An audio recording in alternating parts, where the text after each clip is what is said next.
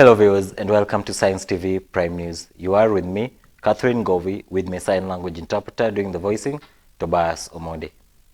On to our first news item.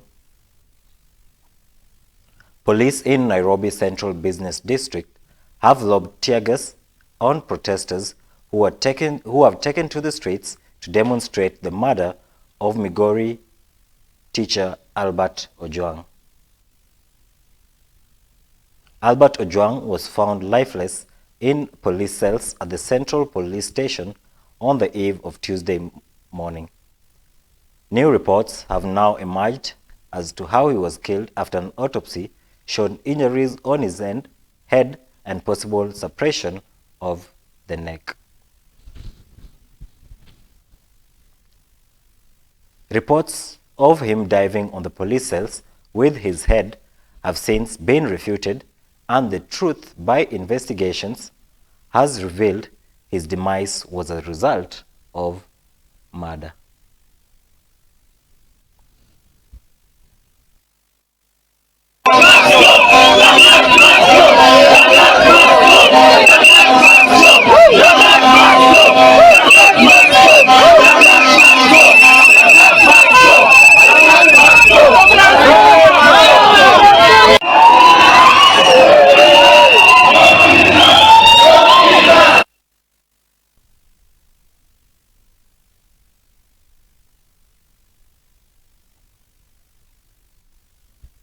While the 2025-2026 national budget was read in Parliament, Kenyans expressed growing concerns over the high cost of living and called for bold changes. In Kisumu and other regions, residents expected a budget that directly addresses economic pressures that face the ordinary citizens. Many more were hoping for reduced taxes, increased subsidies, and greater support for essential services. The demand was clear: a budget that favors the common mwananchi. With rising inflation and economic strains, all attention was turned to the Treasury CS and lawmakers to see if the budget was meaningful. The way the CS for finance say that, okay, if you reduce the corruption by half, I would suggest that even though there is corruption, at least we see something trickling to us, trickling down. Just imagine, for instance, if the government invests in subsidies, I mean, I can go about my business, I can go about purchasing things that I value in my life, the things like food, things like housing, the things like my clothing. If it is reduced, I won't be bothered with what's happening up there, because at the end of the day, even if corruption is up there, but I'm continuing with my life as normal. But now you find that up there they are taking money, there's nothing reaching us down here. Now we end up being frustrated with poverty, not because we cannot earn, but because even the small that we are getting, they are taking and they are doing nothing, or completely nothing with it. So I would suggest that the government to take the initiative, to just do something that can be able to ensure that our life is a bit easier, and invest in subsidies that will help us. So hii Kenya yetu mahali tunaelekea mahali babaya. So hii budget ikisomwa, sisi tulipigia Ruto kura ili maisha yetu aweze kuangalia maisha ya chini. Tafadhali mimi naomba sana washukize bidhaa fulani, mwananchi wa Kenya asiumie sana. Ni bidhaa kama gani ungetaka washukishe? Bidhaa kama unga wanasema ati imeshuka. Kwa kusema ukweli, unga iko 200 na haijashuka, na ambapo tunaambiwa unga imeshuka 150 ama 130. Unga kuna mahali pengine wanauza 200 to 50. So unga mwananchi ndiye anategemea sana, na mkate pia inafaa ishuke, juu mwananchi anategemea mkate kunywa chai kila asubuhi. Tafadhali mimi naomba washukize hizo vitu, ndio mwananchi wa kawaida aweze kufurahisha maisha yenye ambapo alikuwa anafurahisha kitambo. Kila kitu imepanda, so mimi ningependa mheshimiwa angalie hiyo vitu, bidhaa fulani mwananchi yenye anateseka asukishe.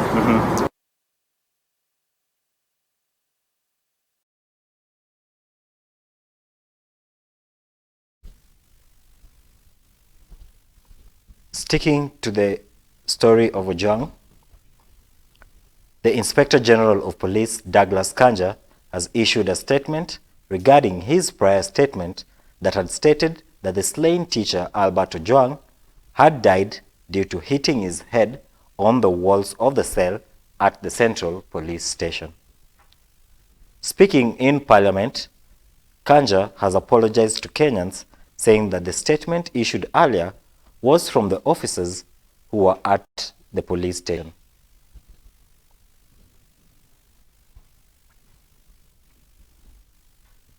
The reason why the people of Kenya should believe that what we are telling this committee is believable. Let me start by saying that, as I did say yesterday, the primary information that we got that early morning of Sunday is that the late Ojwang had hit his head on the walls. And based on that, the first statement was issued based on that information. And it is for that reason the DCI have stated very clearly, why is it that this OCS prepares and dispatches such an information? What was his interests? So it is on that basis that the DCI has mentioned. And on my part, and on behalf of the National Police Service, and to the people of Kenya, yesterday I said, I'm very sorry for that initial information that was provided to the people of Kenya. I still remain sorry, and the National Police Service remains sorry for that. That is our position. Number two, this is about the DAG stepping aside to allow for investigations. On this one, there is an ongoing investigation by IPOA. And in these investigations, every person whose name will be mentioned is to have played any role that led to the death of the late Albert Ojwang must record his statement, must show his side. And it is on that basis, I believe, if the DIG is going to be mentioned, then definitely we will write the statements, and I believe it's on that basis that now he can be able to step aside to allow for that completion of that investigation. My submission, Honorable Chair.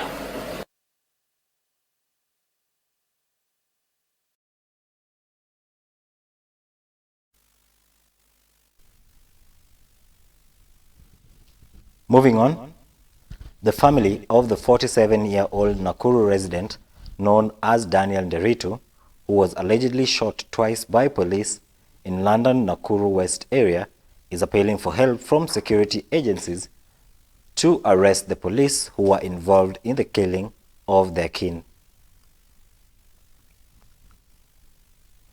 An autopsy is expected to be conducted today in order to establish the cause of his death, but prior observation by the family members revealed gun wounds on his body.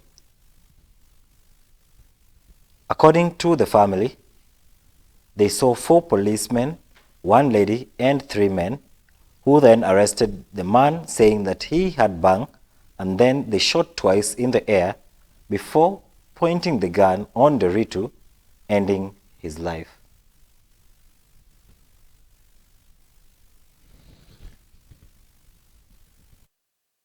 Kuwa na madam na wanaume watatu wakakuja wakashika kakijana kadogo, wakasema kako na bangi. Walikuwa shapiga risasi 3 juu, alipoint hivi hapo ndio penye walishikia dano wetu. Ojwang alikuwa mtu innocent, asijini walimuriza. Kusema serikali wache kutumariza.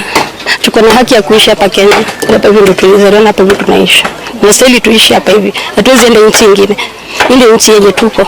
Justice fanyike kwake. Ndio mwanzo ndio alikuwa na bibi na watoto 4. Bibi yake aliaga 4 years back. Na sasa hii ndio amerudi amewacha watoto. Watoto wamebaki sana, jukumu sisi kama nini kama ndugu zake tuangalie watoto. Chakuwa na amani. Kwa sababu sasa vijana walirudi tena kutani, wakaanza kuwa kama wanalut biashara za watu. Watu wa bodaboda pia walikuwa wanaenda nyumbani kwa sababu hakukuwa na kazi yote inafanyika. Hakukuwa na mtu anapita. Unaona? Na kila mtu alikuwa anaogopa, huenda hawa vijana pia wanaweza fanya nini? Wanaweza kuambia aje ulikuwa unataka kubeba nani? Na sisi tunaomboleza. Kuwa na madam na wanaume watatu.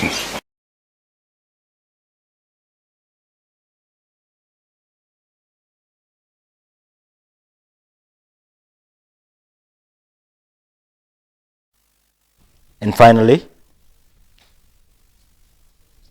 petitioners who had filed in court to challenge the appointment of IEBC commissioners have written to the Chief Justice, Martha Koome, to seek orders to halt the judiciary from swearing in of the new commissioners who have been gazetted officially.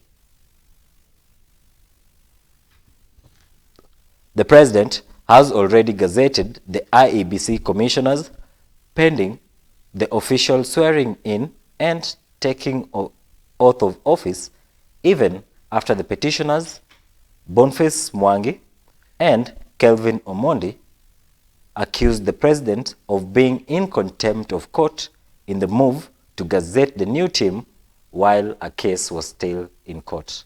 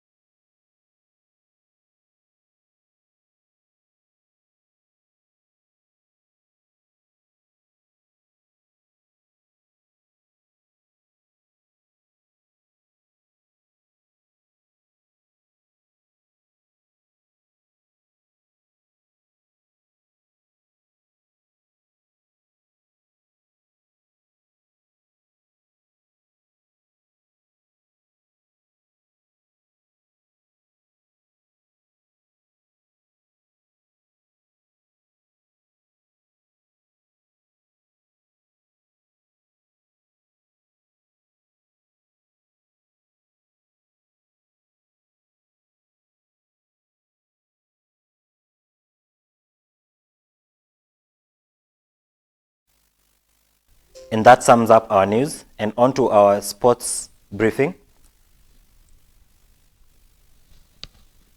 Real Madrid and Croatia midfielder Luka Modric has decided against going through medicals at AC Milan following his exit from Real Madrid until they are done playing in the Club World Cup that starts on 14th this month in America. He says this will be total respect to Real Madrid, where he has been playing since he left Tottenham Hotspur in July 2008 and has served the club for 17 seasons.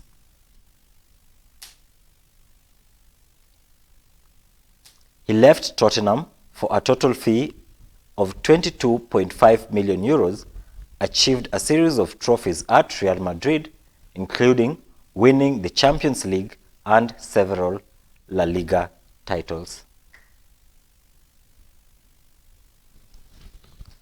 And with that, we come to the end of our briefing. Thank you so much for staying tuned for the Prime News. You've been with me, Catherine Govey, with my sign language interpreter doing the voicing, Tobias Omondi. Good night.